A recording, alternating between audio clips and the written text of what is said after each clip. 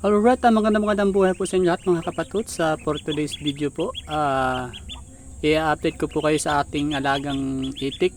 Binili po natin ito, hindi ako nagkakamali, ay August 24. So halos magto 2 weeks na sila. Pero ayan naman po, kita ninyo. Ang lalaki na po nila. Ayan. Ang ginagawa ko po kasi dito mga kapatot sa continuous feeding yan. Yung ginagawa ko. Yung continuous feeding po ay yung patuloy na pagpapakain ng feeds or yung binili natin na chick booster crumble. Tapos sa gabi po, ayan, may ilaw po akong kwan dito. Gasera, iniilawan ko. Medyo malayo dun sa linya ng kuryente namin, kaya yung digaas ang ginagamit natin. So ayan, kita nyo naman, no, lalaki na nila agad. Tapos ito yung mga pato ko na tinunton ko nung isang araw. Ayan, bali ko na sila. Yung 12 dyan ay para mag 4 na araw, kasi kung siya pumisa siya ay 29 yata, 29. So ngayon ay 3 na yata, or 4. So 4 na araw na, or 5 kung may 31 ng August. Ayan, malalakas na po sila. Bali nilaho ko yung 2 maliit na itik dyan para magsilbi nilang guide na para manginain sila. Kasi pag kasing manginain yung mga itik na malalaki na yan, so sinama ko sila. Bali nahuli siya, nahuling yung mga itik na yan. Ito yung kasama nila, malalaki na, pero sila ay maliliit pa yung 2. Bali 3 sana yan, yung 3 maliliit na yan. Kaso nakawala yung isa din sa kulungan, din sa kunari nakalusot, ay dinali, nilapa ng aso. Ito namang itik na ito, di ba, binili ko ito ay 6, bali 6, naging 6 siya kasi nasubrahan nga ako ng kuha. Ay yun nga, namatay yung isa, yung nakain ng aso. Tapos may nagbigay sa atin na 3 piraso na halos na parang sing edad din nung binili ko ito, ay kasabay din sila. So ayan, kaya sila ay naging 8, kasi dapat siyam, ay namatay yung isa. Ayan na. So ayan, malalaki na. Tapos yung ginawa ko doon sa inahin mga kapatods, para mabilis tayo makapagparami, ay hiniwalay ko na kaagad yung inahin para mga 1 linggo o 2 linggo ay mga sawa na uli yan. Yung atin namang kulungan ay kulong, yung hindi masyado silang alamigin, kaya nakuan ko na pati ito, nagawa ko na pati nung nakarang pag-alaga ko ng pato. Yung pagpipisian ko lang, tapos iwawalay ko na agad sila. Medyo kawawa nga lang yung sisiw at saka yung inahin, kasi masyadong maikli yung kanilang banding. Pero kung talagang gusto natin makapagparami agad ng mga pato, yun ang ginagawa ko. Or maybe maaari nyo rin gawin kung gusto ninyo yung ganong pamamaraan. So ayan, bali yung 2 hinahin ko pa ay naglilimlim na.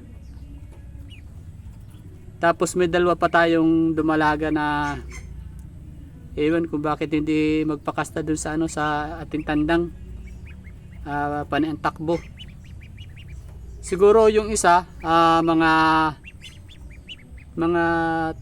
kulang-kulang 2 linggo ay baka magpisa na rin yun. Tapos yung isa ay mga 3 linggo pa siguro. So ayan, medyo madilaw yung tubig mga kapatots, kasi pagka kain nila dyan, iinom agad sila dito yung feeds, bali na iiwan dun sa tubig. Eh, yun naman ang gusto ng pato eh, pag ano, kahit lagyan mo naman siya ng tubig, ay iinom at iinom yan basta't kumain. Ibig ko bang sabihin na pag nilagyan mo yung pagkain ng tubig, yung hinalo mo na siya o kinanaw, iinom at iinom sila. Naobserbahan ko yan doon sa mga inahin. Medyo dito nga lang ay sayang yung tabi po sa mga nakain na may madumi yung ating kunat walang sahod. Ay napatak yung mga nakuha nilang pagkain, kaya medyo may dagdag gastos din doon sa sa patuka. Pero okay lang, halos bawi naman. Bali ang nabibili ko pa lang dito sa kuha na to, sa mga binili kong itik ay hindi ko makuha kung 3 kilong chick booster na ba, patatlo ng kilo na. Tapos yung aking biyanan, yun nga yung pumili ng 2 kilong chick booster din kahapon, ay ito na lang ang natitira oh. Medyo itong kuha na to, halos 3 kilo ang laman, yung lagayan ng pintura ay halos magmatira na kaagad oh, kalahati na kaagad yung so medyo malakas na silang kumain. Ito naman mga kapatid, so hindi naman natin gagawin hanggang sa kanilang paglaki. Sabi doon sa napanood ko, ang pinakang pagpapalaki ng itik ay 1 buwan, yung kasagaran ng pagkanila, yung para sila lumaki. So baka sa 1 linggo palitan ko na ito ng itong itik ay papalitan ko ng chick grower na, chick starter. Tapos 1 linggo ay chick grower na, kung may chick starter pa. Pero ang alam ko may chick starter pa bukod po sa chick booster. So ayan lang mga kapatot, maraming salamat po sa aking mga silent viewers, sa walang humpay po nanonood na aking mga video, kahit napapadaan lang sa inyong mga sa inyong mga wall.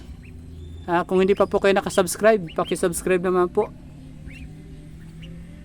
Sabagay, sa ngayon po naman, hindi naman po importante yung subscriber Ang mahalaga po talaga ay yung inyong pag-like at panonood.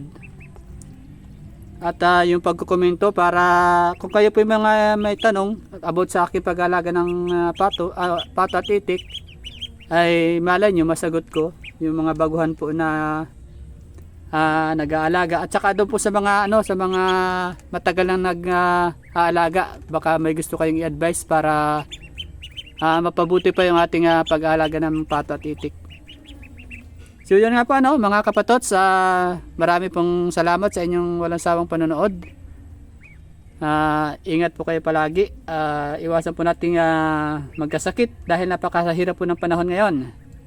Maraming lumalaganap na sakit, tapos wala pa tayong pampadoktor.